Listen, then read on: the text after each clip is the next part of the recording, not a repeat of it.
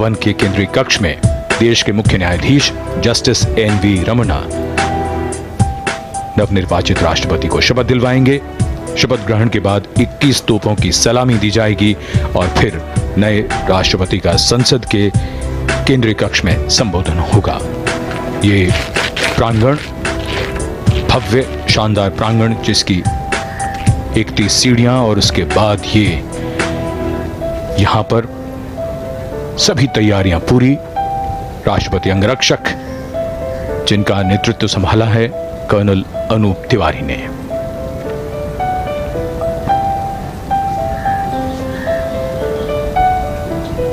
The President's bodyguard ready, awaiting the arrival at this majestic forecourt of Rashtrapati Bhavan of the President and the President-elect.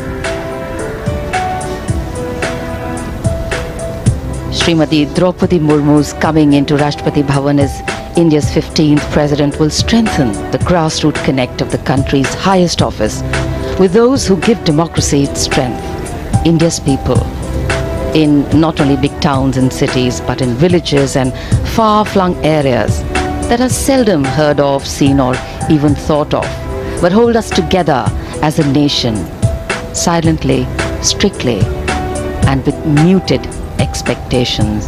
There are countless stories there of humble beginnings and humble ends, but all teaching us that value of endurance, tolerance, toil and pragmatism. And one such story today, one with humble beginnings as a village headman's daughter and granddaughter, moving on to head the largest democracy in the world as its constitutional head. Her story, of course, is inspiring, but the Santhal tribe she hails from has a long history of fighting the British, fighting injustice and fighting with honor. Patriotism runs in their blood and they epitomize the line, if you believe in something, then fight for it. Simple things make strong statements. Santhal आदिवासी, संथाल जिन्हें कहा जाता है शांत व्यक्ति, ऐसे हैं ये संथाल आदिवासी और उसी समुदाय से हैं हमारे देश की नवनिर्वाचित राष्ट्रपति श्रीमती द्रौपदी मुर्मू। ये विशाल और भव्य राष्ट्रपति भवन, उसके सामने रायसीना पहाड़ी से नीचे की ओर Vijay Chowk, north block, south block, वास्तुकला का एक शानदार नमूना। राष्ट्रपति अंगरक्षक सलामी देगा, राष्ट्र सल्यूट, पदक।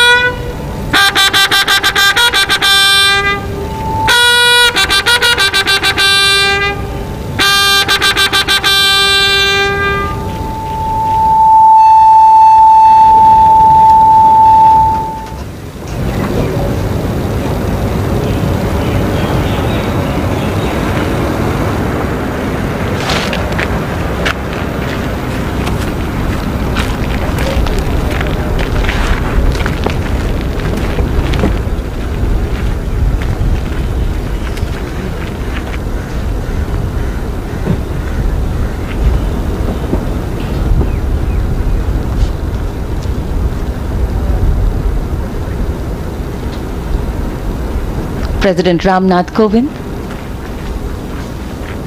sitting in his vehicle and accompanying him the President-elect Srimati Draupadi Murmu as they make their way towards Parliament House.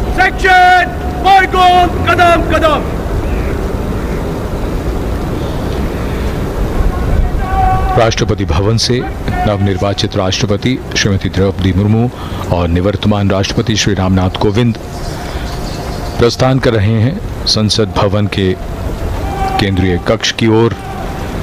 उनके साथ राष्ट्रपति अंगरक्षक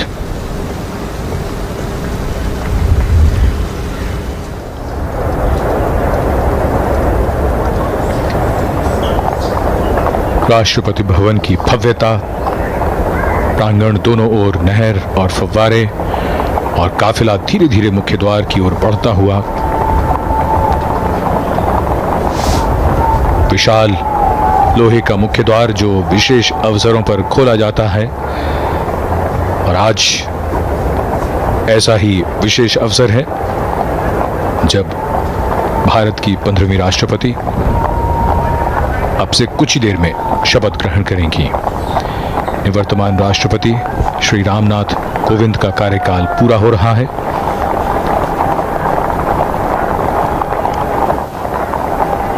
और ये काफिला धीरे धीरे रायसीना पहाड़ी से अब विजय चौक की ओर बढ़ता हुआ, वहां से बाईं ओर संसद भवन है जो गंतव्य है इस काफिले का। It's a very poignant moment, reflective moment for President Ramnath Kovind, and of course a joyous and celebratory moment for Srimati Murmu, but also knowing that she has a task ahead and to serve the country to the best of her ability. The guard and personnel from the three services lining the path with the fundamental responsibility of maintaining the integrity of the Constitution of India. The President of the largest democracy in the world is vested with specific legislative and judicial and financial powers, among many others, to ensure that the sanctity of the Constitution is upheld. And Indian democracy is the result of the great gift our founding fathers gave us. The gift of a constitution that, other than being the longest written constitution in the world, holds in its embrace the firmness to provide us solid and strong roots, and the liberalism to give us wings to grow, fly and change. And as we await the swearing-in ceremony of India's 15th president to take place, Srimati Draupadi Murmu will soon hold with her the sacred responsibility of maintaining the integrity of this constitution as the new president of India.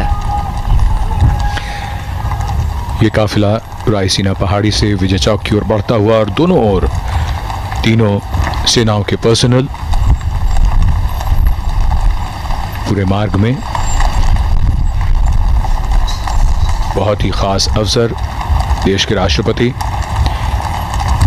संवैधानिक प्रमुख होते हैं, तीनों सेनाओं के सर्वोच्च commander होते हैं और देश के प्रथम नागरिक होते हैं। बहुत ही खास अवसर जब एक राष्ट्रपति का कार्यकाल पूरा हो रहा है और नई राष्ट्रपति इस पद की जिम्मेदारी अब से कुछ देर में ग्रहण करेंगी।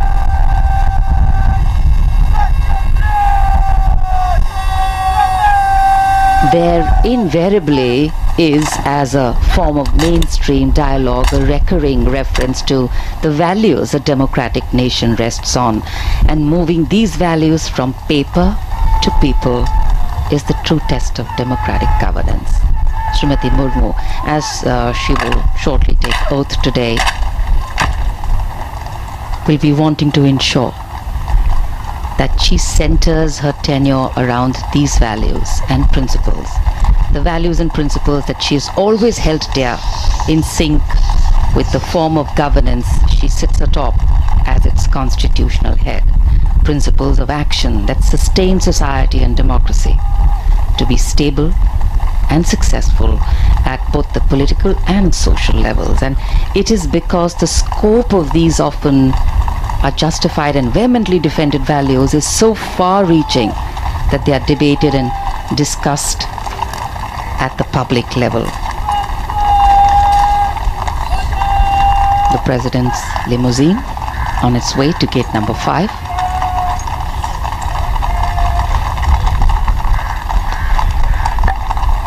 जन कल्याण की यात्रा सतत निरंतर चलती रहती है। भारतीय लोकतंत्र के लिए एक बेहद शानदार दिन, जहां सर्वोच्च संवैधानिक पदों पर किस तरीके से हस्तांतरण होता है, ये इसके हम सब गवाह बन रहे हैं, साक्षी बन रहे हैं। और ये हमारे लोकतंत्र की, हमारी लोकतांत्रिक विरासत की ये खूबसूरत तस्वीर।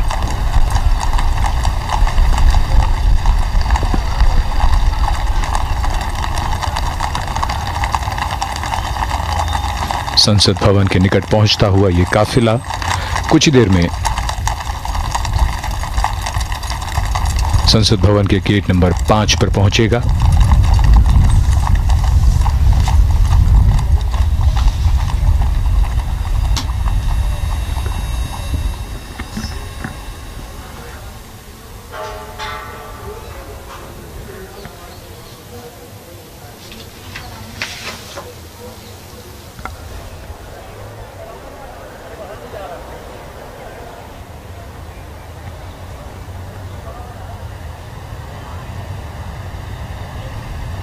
The carcade making its entry to Parliament House.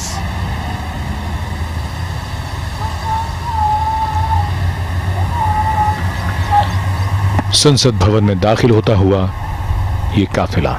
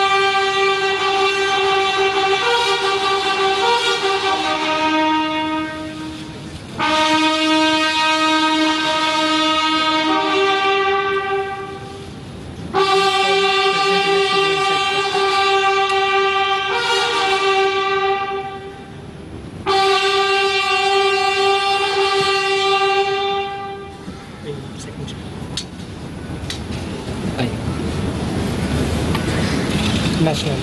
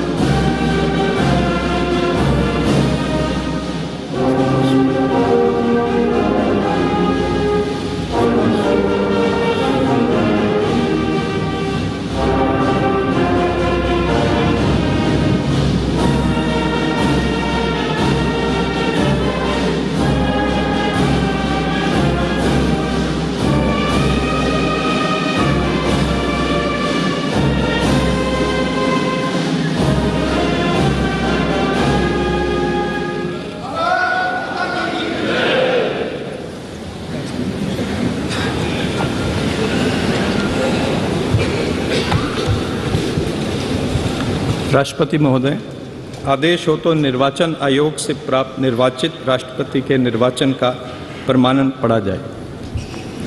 यतः भारत के संविधान के अनुच्छेद 324 द्वारा भारत के राष्ट्रपति के पद के निर्वाचन का अधीक्षण, निर्देशन और नियंत्रण भारत निर्वाचन आयोग में निहित है और यतः श्री रामनाथ कोविंद की पदावधि का अवसान वर्ष 2022 के जुलाई मास के 24वें दिन तदनुसार शक संवत के वर्ष 1944 के श्रावण मास के दूसरे दिन होने के लिए नियत है और यतः भारत के राष्ट्रपति के पद को भरने के लिए संविधान तथा राष्ट्रपतीय और उपराष्ट्रपतीय निर्वाचन अधिनियम 1952 के उपबंधों और तदधीन बनाए गए नियमों और आदेशों के अनुसार निर्वाचन करा लिया गया है तथा परिणाम घोषित कर दिया गया है। अब इसलिए भारत निर्वाचन आयोग एतद द्वारा प्रमाणित करता है कि श्रीमती द्रौपदी मुर्मू वर्ष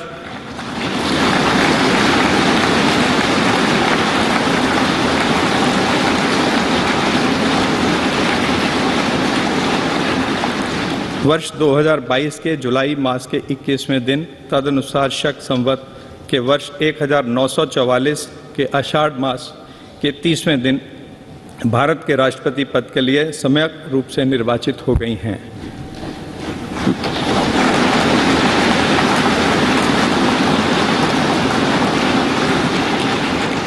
भारत गणराज्य के 73वें वर्ष में हमारे हस्ताक्षर और भारत निर्वाचन आयोग की मोहर से वर्ष 2022 के जुलाई मास के इस 21वें दिन तदनुसार शक संवत के वर्ष 1944 के आषाढ़ मास के 30वें दिन प्रदत्त किया गया।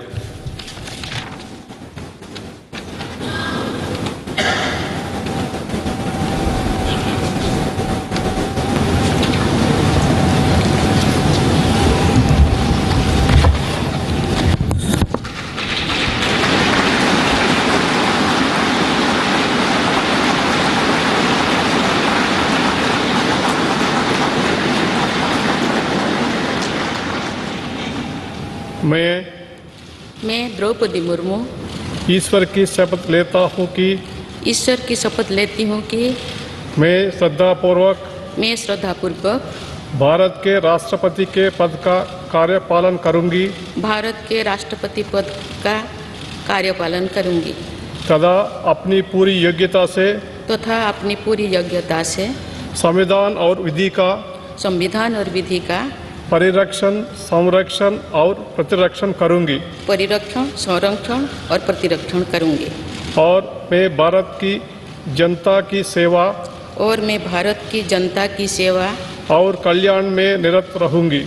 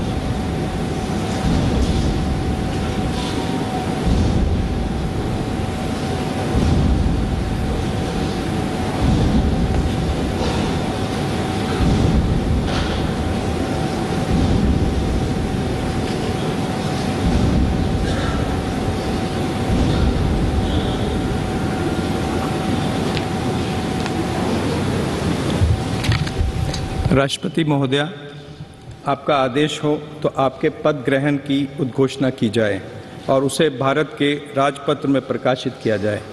इसकी सूचना प्रमुख सेना केंद्रों तथा विदेश स्थित सभी भारतीय मिशनों, राज्य सरकारों तथा संघ शासित प्रदेशों क्षेत्रों के प्रशासकों को भेजी जाए। भारत सरकार के सभी मंत्रालयों और विभागों को भी सूचना तथा आवश्यक आदेश जारी करने हेतु भेजा जाए।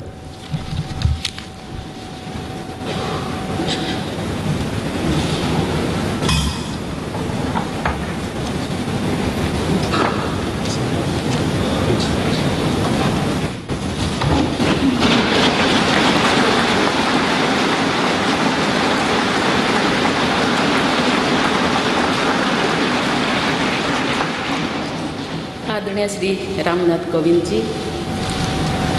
उपराष्ट्रपति श्री एम वेंकैया नायडू जी, प्रधानमंत्री श्री नरेंद्र मोदी जी, लोकसभा के स्पीकर श्री ओम बिरला जी, चीफ जस्टिस एन.वी. रमन्ना जी, सम्मानित सांसदगण, अन्य महानुभावों, देवियों और स्वजनों तथा मेरे प्यारे देशवासियों, सभी को जोहार।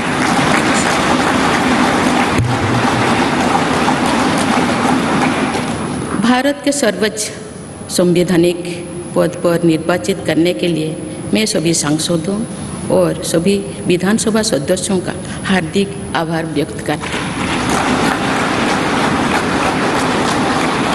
आपका मत देश के करोड़ों नागरिकों के विश्वास की अभिव्यक्ति है। मैं भारत के समस्त नागरिकों की आशा, आकांक्षा और अधिकारों की प्रतीक इस पवित्र संसद से सभी देशवासियों का पूरी विनम्रता से अभिनंदन करता हूँ।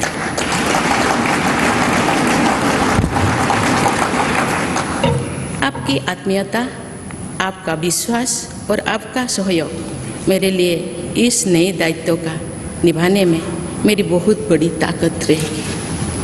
मुझे राष्ट्रपति के रूप में देश ने एक ऐसे महत्वपूर्ण कालखंड में चुना है जब हम अपनी आज़ादी का अमृत महोत्सव मना रहे हैं।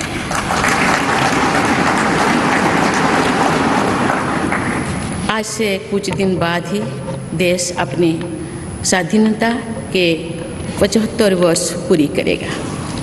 ये भी एक संयोग है कि जब देश अपनी आज़ादी के 50वें वर्ष का पर्व मना रहा था, तभी मेरे राजनीतिक जीवन की शुरुआत हुई थी। और आज आज़ादी के 75वें वर्ष में मुझे ये नया दायित्व मिला है। इस ऐतिहासिक समय में जब भारत अगले 25 वर्षों के विजन को हासिल करने के लिए पूरी ऊर्जा से जुटा हुआ है, मुझे ये जिम्मेदारी मिलना मेरा बहुत बड़ा सौभाग्य है। मैं देश की ऐसी पहली राष्ट्रपति भी हूँ जिसका जन्म आज़ाद भारत में हुआ है। हमारे स्वाधीनता सेनानियों ने आज़ाद हिंदुस्तान के हम नागरिकों से जो अपेक्षाएं की थी, उनकी पूर्ति के लिए इस अमृतकाल में हमें तेज गति से काम करना होगा।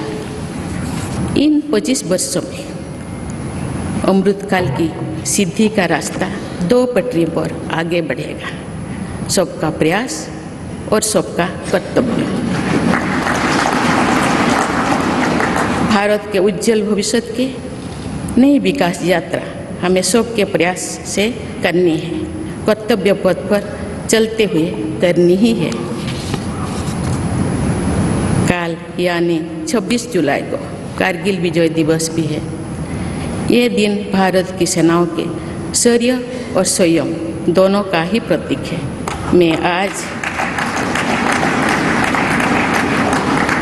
मैं आज देश की सेनाओं को तथा देश के समस्त नागरिकों को कारगिल विजय दिवस की अग्रिम शुभकामनाएं देती हूँ। देवियों और स्वजनों, मैंने अपनी जीवन यात्रा पूर्वी भारत में ओडिशा के एक छोटे से आदिवासी गांव से शुरू की थी।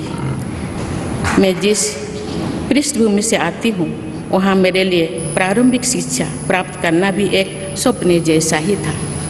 लेकिन अनेक बाधाओं के बावजूद मेरा संकल्प दृढ़ रहा और मैं कॉलेज जाने वाली अपने गांव की पहली बेटी थी।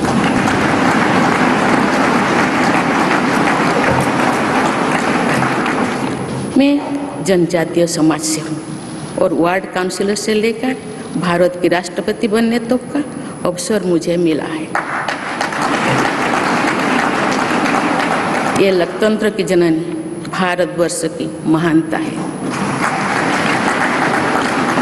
ये हमारे लोकतंत्र की ही शक्ति है कि उसमें एक गरीब घर के पैदा होने बेटी, दूर सुदूर आदिवासी क्षेत्र में पैदा हुई बेटी भारत के सर्वोच्च संवैधानिक पद तक पहुंच सकती है। राष्ट्रपति के पद पहुंचना मेरी व्यक्तिगत उपलब्धि नहीं है, ये भारत की प्रत्येक गरीब की उपलब्धि है। मेरा निर्वाचन इस बात का सबूत है कि भारत में गरीब सपने भी देख सकता है और उन्हें पूरा भी कर सकता है।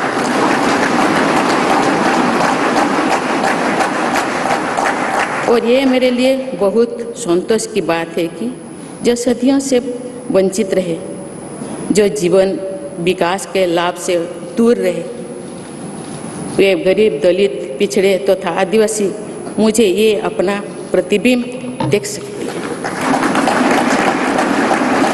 मेरे इस निर्वाचन में देश के गरीब व का आशीर्वाद शामिल है। देश की करोड़ों महिलाओं और बेटियों के सपनों और सामर्थ्य की झलक है।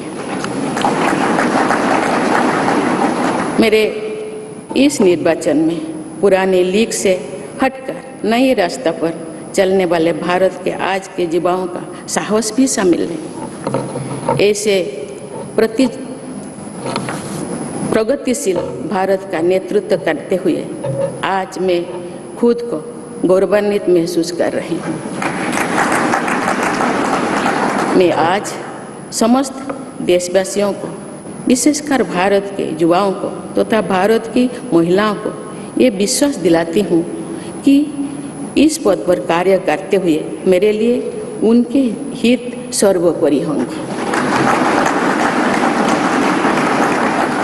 देवियों और स्वजनों, मेरे सामने भारत के राष्ट्रपति पद की ऐसी महान विरासत है जिसने विश्व में भारतीय लोकतंत्र की प्रतिष्ठा का निरंतर मजबूत किया है। देश के प्रथम राष्ट्रपति डॉक्टर राजेंद्र प्रसाद से लेकर श्री रामनाथ कोविंद जी तक अनेक विभूतियों ने इस पद को सुशोभित किया है। इस पद के साथ साथ देश ने इस महान परंपरा के प्रतिनिधित्व का दायित्व भी मुझे सौंपा है। संविधान के आलोक में मैं पूरी निष्ठा से अपने कर्तव्यों का निर्वहन करूंगी। मेरे लिए भारत के लोकतांत्रिक सांस्कृतिक आदर्श और सभी देशवासी हमेशा मेरे ऊर्जा के स्रोत रहेंगे। देवियों और स्वजनों, हमारे संवैधानिक संग्राम में, स्वाधीनता संग्राम में एक राष्ट्र के तौर पर भारत की नई यात्रा की रूपरेखा तैयार की है। हमारा स्वाधीनता संग्राम उन संघर्षों और बलिदानों की अविरल धारा है जिसने आज़ाद भारत के लिए कितनी ही आदर्शों और संभावनाओं की सिंचा था। पूज्य बापू ने हमें स्वराज, स्वदेशी, स्वच्छता और सत्याग्रह द्वारा भारत के सांस्कृतिक आदर्शों की स्थापना का मार्ग दिखाया था। नेताजी सुभाष चंद्र बोस, नेहरू जी, सरदार पटेल, बाबा साहेब अम्बेडकर, भगत सिंह, सुखदेव, राजगुरु, चंद्रशेखर आजाद जैसे अनगिनत स्वाधीनता सेनानियों ने हमें राष्ट्र के स्वाभिमान को सर्वोपरि रखने की शिक्षा दी थी। रानी लक्ष्मीबाई, रानी वेलु नाचियार, रानी गाईदिन्लु और रानी चेन्निमा जैसी अनेकों वीरांगनाओं ने राष्ट्र इच्छा और राष्ट्र निर्माण में नारी शक्ति की भूमिका को नई ऊर्जा दी है। संथाल क्रांति, पाइक क्रांति से लेकर कोल क्रांति और भील क्रांति ने स्वतंत्रता संग्राम में आदिवासी योगदान को और सशक्त किया। सामाजिक उत्थान एवं देश प्रेम के लिए धरती आबा भगवान बिरसा मुंडा जी के बलिदान से हमें प्रेरणा मिली थी। मुझे खुशी है कि आज़ादी की लड़ाई में जनजातीय समुदाय के योगदान को समर्पित अनेक म्यूजियम देश भर में बनवाया जा रहा है। देवियों और स्वजनों, एक संसदीय लोकतंत्र के रूप में 75 वर्ष में भारत ने प्रगति के संकल्प को सहभागिता एवं सर्वसम्मति से आगे बढ़ाया है। विविधताओं से भरे अपने देश में हम अनेक भाषा, धर्म, संप्रदाय, खान पान, रहन सहन, रीति रिवाजों का अपनाते हुए एक भारत श्रेष्ठ भारत के निर्माण में सक्रिय है। आज़ादी के 75वें वर्ष के अवसर पर आया है अमृतकाल। भारत के लिए नए संकल्पों का कालखंड है। आज मैं इस नए युग के स्वागत में अपने देश को नई सोच के साथ तत्पर और तैयार देख रही हूँ। भारत और हर क्षेत्र में विकास का नया अध्याय जोड़ रहा है। कोरोना महामारी के वैश्विक संकट का सामना करने में भारत ने जिस तरह का सामर्थ्य दिखाया है, उसने पूरे विश्व में भारत की साख बढ़ाया है।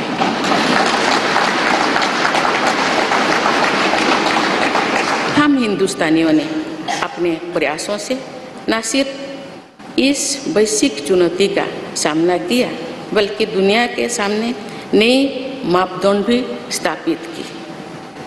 कुछ दिन पहले भारत ने कोरोना वैक्सीन की 200 करोड़ डोज लगाने का कीर्तिमान बनाया। इस पूरी लड़ाई में भारत के लोगों ने जिस संयम, साहस और सहयोग का परिचय दिया, वो एक समाज के रूप में हमारी बढ़ती हुई शक्ति और संवेदनशीलता का प्रतीक है। भारत ने इन मुश्किल हालात में न केवल खुद को संभाला, बल्कि दुनिया की मदद भी की। कोरोना महामारी से बने माहौल में आज दुनिया भारत को नए विश्वास से देख रही है। दुनिया की आर्थिक स्थिरता के लिए, सप्लाई चेन की सुगमता के लिए और वैश्विक शांति के लिए दुनिया को भारत से बहुत उम्मीदें हैं। आगामी महीनों में भारत अपनी अध्यक्षता में G20 ग्रुप की मेजबानी भी करने जा रही है। इसमें दुनिया के 20 बड़े देश भारत की अध्यक्षता में वैश्विक विषयों पर मंथन करेंगे। मुझे विश्वास है भारत में होने वाले इस मंथन से जो निष्कर्ष और नीतियाँ निर्धारित होंगे, उनसे आने वाले दशकों की दिशा तय होगी। देवियों और स्वजनों, दशकों पहले मुझे रायरंगपुर में श्री अरबिंदो इंटीग्रल स्कूल में शिक्षक के रूप में कार्य करने का अवसर मिला था। कुछ ही दिनों के बाद श्री अरबिंदो जी की 150वीं जन्म जयंती मनाई जाएगी। शिक्षा के बारे में श्री अरबिंदो के विचारों ने मुझे निरंतर प्रेरित किया है। जनप्रतिनिधि के रूप में विभिन्न पदों पर कार्य करते हुए और फिर राज्यपाल के रूप में भी मेरा शिक्षण संस्थानों के साथ सक्रिय जुड़ाव रहा है। मैंने देश के युवाओं के उत्साह और आत्मबल को करीब से देखा है। हम सभी के श्रद्धेय अटल जी कहा करते थे कि देश के युवा जब आगे बढ़ते हैं तो वे सिर्फ अपने ही भाग्य नहीं बनाते, बल्कि देश का भी भाग्य बनाते हैं।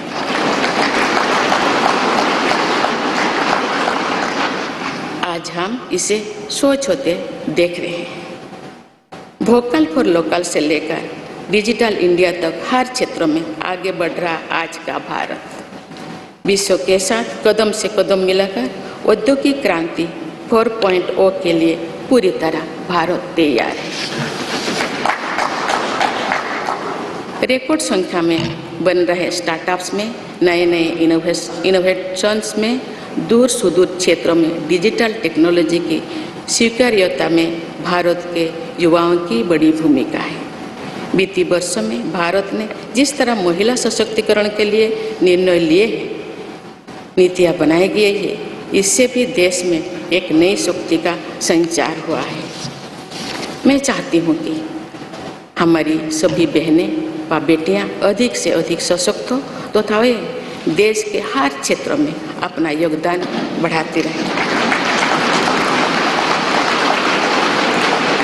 मैं अपने देश के युवाओं से कहना चाहती हूँ कि आप न केवल अपने भविष्य का निर्माण कर रहे हैं बल्कि भविष्य के भारत की नींव भी रख रहे हैं। देश के राष्ट्रपति के तौर पर मेरा हमेशा आपको पूरा सहयोग रहेगा।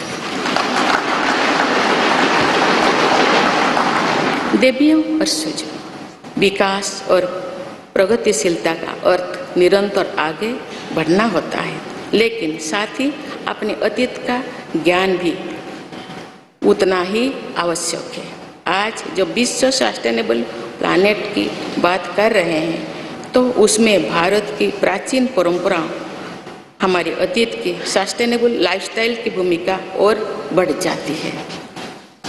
मेरा जन्म तो उस जनजातीय परंपरा से हुआ है जिसने हजारों वर्ष से प्रकृति के साथ तालमेल बनाकर जीवन को आगे बढ़ाया है। मैंने जंगल और जलाशयों के महत्व को अपने जीवन में महसूस किया है। हम प्रकृति से जरूरी संसाधन लेते हैं और उतनी ही श्रद्धा से प्रकृति से सेवा भी करते हैं। यहाँ संवेदनशीलता का आज वैश्विक अनिवार्यता बन गया है। मुझे इस बात की प्रसन्नता है कि भारत पर्यावरण संरक्षण के क्षेत्र में विश्व का मार्गदर्शक बन रहा है। देवियों और स्वजन, मैंने अपने अब तक के जीवन में जौन सेवा में ही जीवन की सार्थकता को अनुभव किया है। श्री जगन्नाथ क्षेत्र के एक प्रख्यात कवि भीम भोई जी की कविता की एक पंक्ति है, मो जीवन पचे नर्क के पड़ी था जगत उद्धार।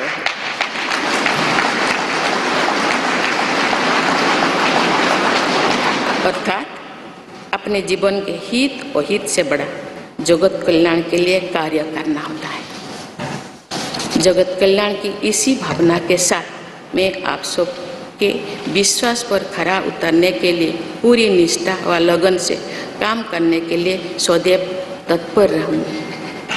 आइए हम सभी एकजुट होकर समर्पित भाव से कर्तव्य पथ पर आगे बढ़े तथा वैभवशाली व आत्मनिर्भर भारत का निर्माण करें। धन्यवाद। जय हिंद, जय Bharat.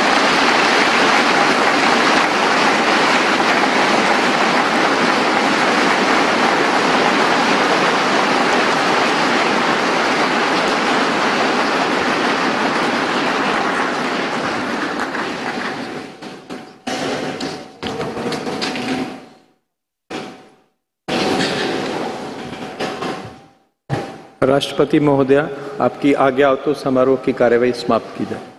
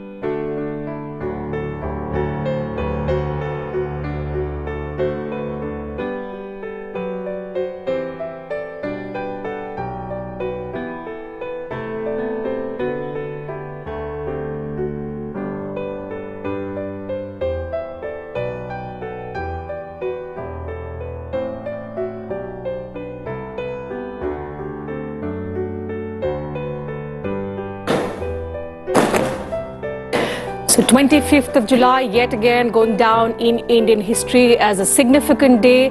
The 10th successive president to have been sworn in today. Madam Draupadi Murmu was sworn in as the 15th president of India a short while ago. The oath of office was administered to her by Chief Justice of India, N.V. Ramana. The ceremony has now concluded. In fact, after the oath-taking ceremony, which was followed by a 21-gun salute and the first address of the 15th president, which was then, excerpts of which were also translated in English and read out by Vice President and Rajya Sabha Chairman Mr. M. Venkaiah Naidu. The ceremony in the Central Hall of Parliament has now concluded, and as you can see, the 14th President of India, Mr. Ramnath Kovind, the new President, Madam President Murmu, along with other dignitaries now leaving for the Rashtrapati Bhavan.